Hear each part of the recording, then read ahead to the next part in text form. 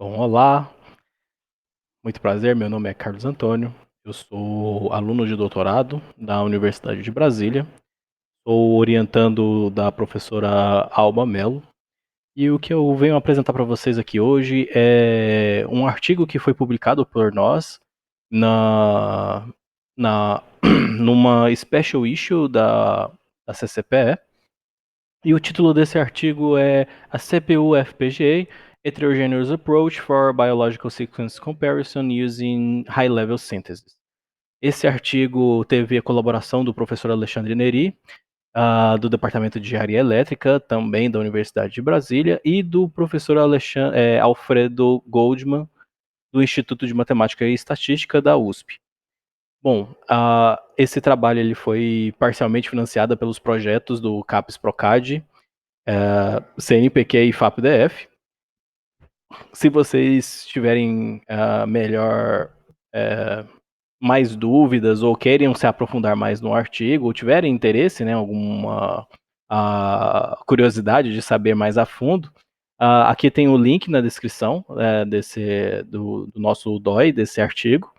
Tá? E o que eu vou apresentar para vocês é algumas coisinhas em relação ao nosso artigo, que é uma pequena introdução para vocês entenderem como que a gente chegou, né, qual que é a nossa motivação, o que é o algoritmo LCS, Longest Common Subsequence, que é o que a gente utilizou neste artigo, os trabalhos relacionados que nós comparamos, a arquitetura proposta por nós neste artigo, os experimentos que nós utilizamos para poder conseguir os resultados deste artigo, a conclusão e os trabalhos futuros. Em relação, então, à nossa introdução. A descoberta de padrões em sequências é um dos problemas mais desafiadores em biologia molecular, né? E na comparação de duas sequências biológicas, a gente calcula a partir de métodos computacionais, como que a gente acaba, como eu acabei de dizer, que é o LCS, que a gente vai falar daqui a pouquinho, algumas métricas que a gente que ajudam-nos a identificar qual que é o grau de relacionamento entre as duas sequências.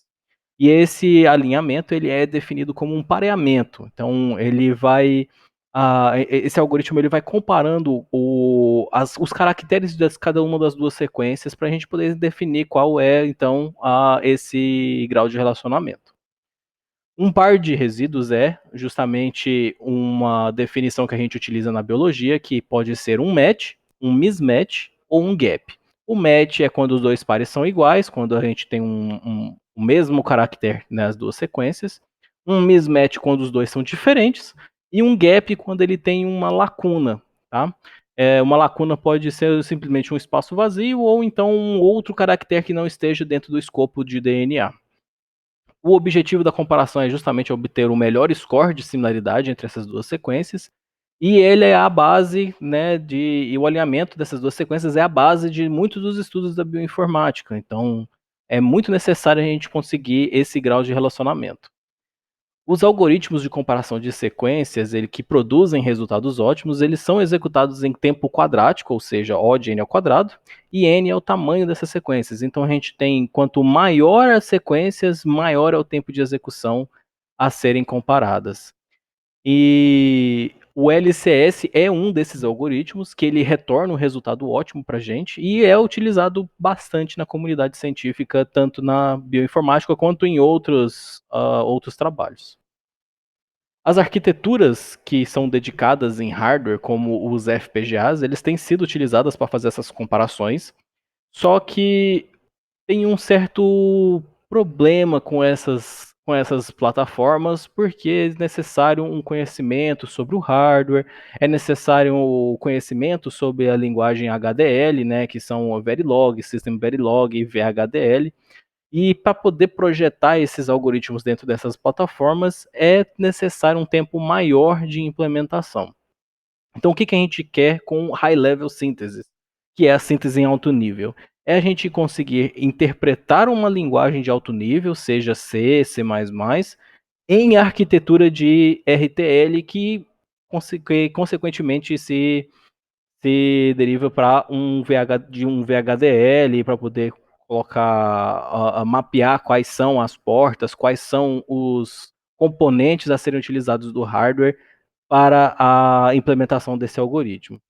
Então a gente tem o C e o C++, a gente facilita o projeto, né, para poder justamente ter uma melhor manutenção desse código. A portabilidade em que você consegue transportar o mesmo código que você utilizar em uma dessas plataformas, que mesmo que mude alguma coisa do hardware, você consegue ah, definir e projetar esse mesmo código em outras plataformas de hardware. E é isso que a gente tem como intenção aqui nesse trabalho. Então, a gente tem que propor e avaliar uma implementação do algoritmo LCS em High Level Synthesis para comparação de sequências DNA de tamanho médio, tá? Não estamos chegando ainda num nível muito grande porque tem uma limitação do hardware. E o objetivo nosso é fornecer uma implementação eficiente onde o consumo de energia seja reduzido. Então, a nossa principal objetivo aqui é saber o quanto de energia está sendo consumido pelo hardware que a gente projetar com a síntese de alto nível. Então, seguindo aqui com um algoritmo LCS, o que é o algoritmo LCS? Dadas duas sequências, A e B, de comprimento MN, respectivamente, a gente tem uma equação de recorrência que pode ser descrita da seguinte forma. A primeiro elemento dessa sequência, dessa equação, desculpa, ele vai tentar calcular se eu estou tendo um match ou um mismatch entre as duas sequências. Então, ele vai verificar se os dois caracteres a serem comparados eles são iguais ou são diferentes. O segundo elemento, ele calcula se a primeira sequência está fazendo uma comparação com uma lacuna na segunda sequência. E o terceiro elemento dessa equação, ele tenta calcular se está tendo uma comparação da segunda sequência com uma lacuna na primeira sequência. Então, esse cálculo dessa equação ele vai me retornar qual que é o máximo valor dessa equação, comparando-se, né, da primeira, por exemplo, na primeira posição dessas duas sequências, se ele vai ter um match ou um mismatch, se vai ter uma comparação com um gap na primeira sequência ou com a comparação com um gap na segunda sequência. E é isso a nossa equação de recorrência. Então, seguindo aqui um pequeno exemplo, nós temos aqui uma comparação com duas sequências pequenas, né, obviamente, só para a gente poder fazer um exemplo. E a gente tem cada uma dessas duas sequências, ela inicia-se a primeira linha e a primeira coluna com zero, né, que é o que a gente vai fazer a partir delas, né, que é o cálculo entre as duas sequências. E eu vou preenchendo uma matriz dinâmica de programação dinâmica, onde eu vou calculando quais são cada um dos elementos a serem calculados pela equação de recorrência descrita anteriormente. Tá? E aí eu tenho toda uma matriz preenchida ao final dessa execução desse algoritmo, e aí a gente sabe que o score máximo dessa equação vai nos dar qual que é a partir qual é o maior valor encontrado nessa matriz. Tá? E assim, a gente calcula o algoritmo LCS para as duas sequências e encontramos o score máximo, né, o score ótimo, que vai ser, no caso desse algoritmo LCS, ele vai ser sempre na última célula da matriz de programação dinâmica. Tá? Em relação aos trabalhos relacionados, nós temos alguns desde 2010.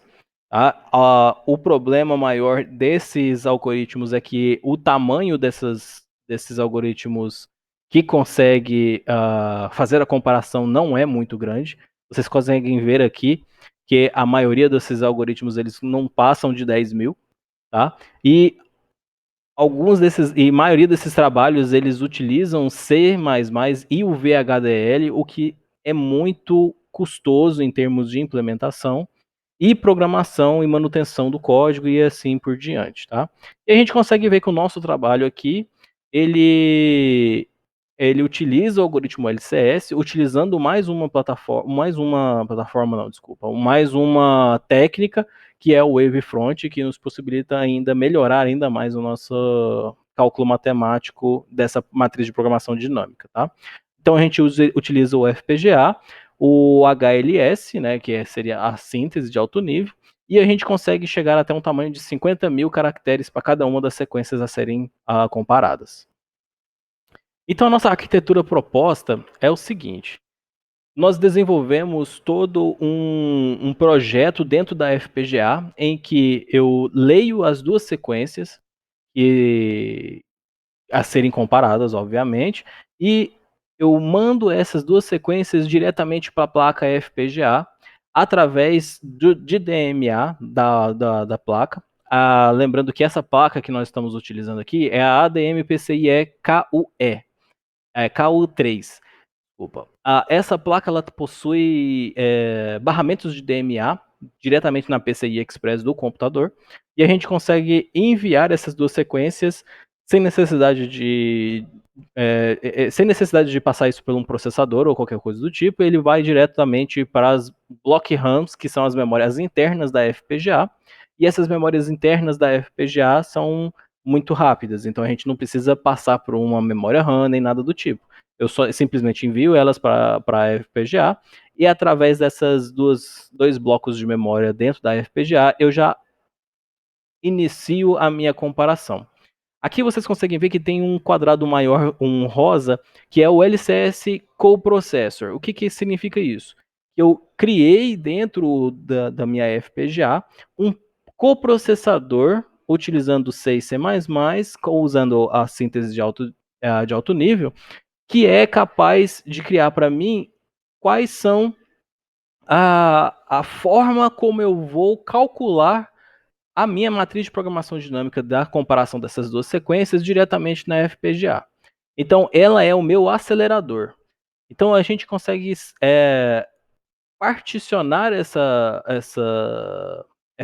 computação dentro da FPGA, utilizando o HLS, que veio, né, com o algoritmo do LCS, e aí dentro da minha FPGA eu já pego as duas sequências que já estão dentro da memória da FPGA e já calcular qual seria o score entre essas duas sequências.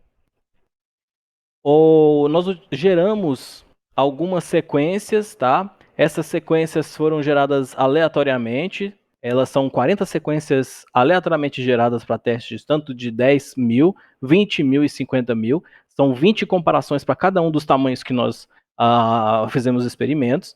A energia elétrica consumida na FPGA ela foi medida através dessa ferramenta de Sysmon, que são sensores existentes na própria placa, que a própria montadora Alpha Data traz para a gente, e ela nos fornece essa ferramenta para poder fazer a leitura desses sensores. A energia elétrica consumida na CPU foi através de uma ferramenta chamada PowerStat, que é da própria distribuição de Linux que a gente utiliza, que é o do Ubuntu, e esse daqui é os resultados. A nossa solução do FPGA, ela utiliza as block RAMs, que são as memórias internas da FPGA, para armazenar as sequências, são acessadas através dos barramentos da FPGA DMA. A gente otimizou as iterações do cálculo da matriz de programação dinâmica utilizando um pipeline e reduziu o custo de espaço de memória utilizando apenas 3 vetores para armazenar esses valores e diminuindo o tempo de execução calculando-se na diagonal. Nós também propusemos uma estratégia de CPU FPGA utilizando um escalonador round robin com pesos para poder distribuir as comparações LCS entre os dois dispositivos, tanto o CPU quanto o FPGA, tá? Os nossos resultados experimentais mostraram que a solução da FPGA é capaz de consumir muito menos energia do que a solução da CPU. Quando a gente compara 20 pares de sequências em 50K, a energia utilizada é 8,4 vezes maior quando notando-se na CPU. E utilizando somente a FPGA, o consumo foi significativamente menor, né? O tempo de execução da FPGA aumenta cerca de 1,13% vezes, né, em relação à CPU. Nós também fomos capazes de mostrarmos que a nossa solução heterogênea CPU mais FPGA é capaz de ter melhor tempo de execução para os tamanhos de sequência, quando comparada somente na FPGA e somente na CPU. Se a gente compara a solução da CPU mais FPGA, a solução com a solução da FPGA, a gente observa uma redução de cerca de 4 vezes no tempo de execução e um aumento de cerca de 2 vezes no consumo de energia. Se a comparação é feita somente com a CPU, a diminuição do tempo de execução é cerca de 1,13 vezes e o consumo de energia é cerca de 4 vezes. O que a gente pode ainda melhorar nesse trabalho? Gostaria de ter falado para vocês sobre o nosso trabalho. Qualquer dúvida ou sugestão, eu estou aberto também a qualquer mudança ou que vocês tiverem também de interesse de conversar comigo. Fiquem à vontade de me mandar e-mail.